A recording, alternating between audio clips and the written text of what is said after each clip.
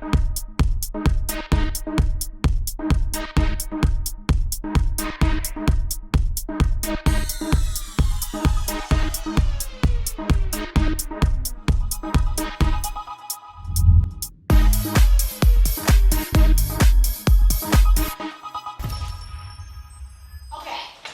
he was saying that he feels confused about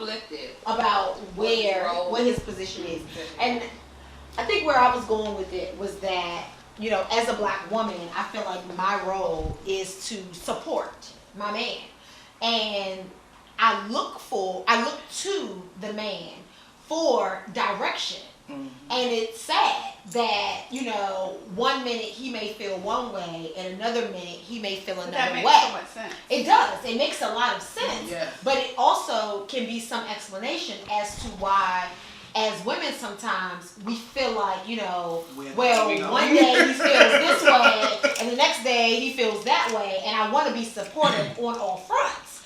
But it's kind of, honey, how are we feeling today? Yeah. You know what I mean? Yeah. And that gets to be overwhelming sometimes. Sure. I heard Salah say, you know, that being a black man in America is a lot of work. It's constant figuring out how you feel. Right. And he explained some of the confliction of why it's so much work. And I just wanted to say that, you know, for black women, it's a lot of work for us trying to keep up with the way where you guys feel.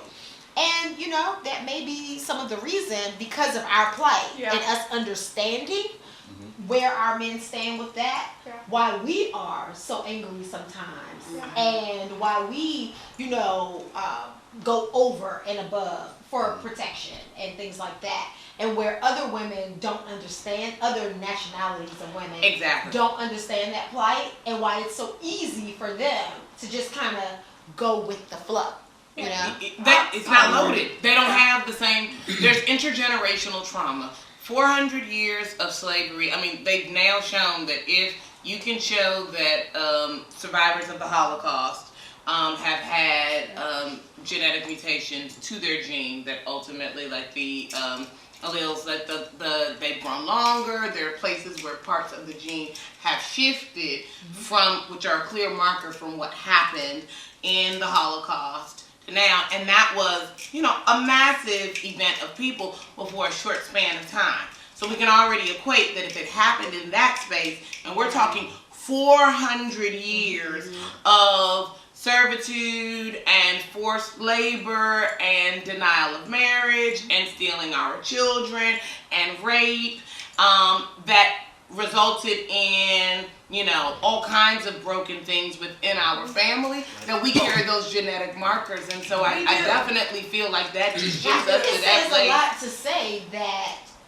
even for the Holocaust, that study has even been done. Yeah. And it hasn't done. That there's an effect there, but no one ever thought to do the study on us.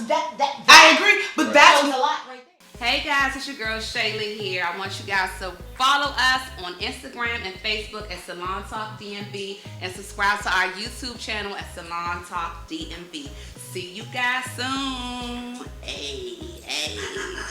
What I always agree with the Jewish people about is, like, as a result of that, as Holocaust survivors, you know, they have a rallying cry. Yeah. Never forget. Yeah. As a result, they have all, as a community, because the long-standing intergenerational trauma, they do have a history of enslavement and all the rest of that, but they're able to coalesce. Their dollar goes a lot of times, so they're able to all say never forget. They have you have Jewish school, like, where you're going, where you're teaching your children about this so that they won't forget. We don't have that as a group of people where we're all together and we're reminding people about what's happening with slavery, where we're talking about what happened and talking to our children or the next generation about how we will prevent that happening. Not necessarily with a unified voice. There are pockets of our community that do that, but I think because they en masse have a rallying cry and a belief, they force anybody to do what is necessary to show that. Well, they were allowed to, though. Yeah. True that. For sure. That's different. True that. For sure. That's different. Yeah. Because we also have a rallying cry. We shall overcome. Right. But true. That and Renita, thinking back to, you know, the kind of the basis of my statements earlier, is that we kind of are addicted to struggle.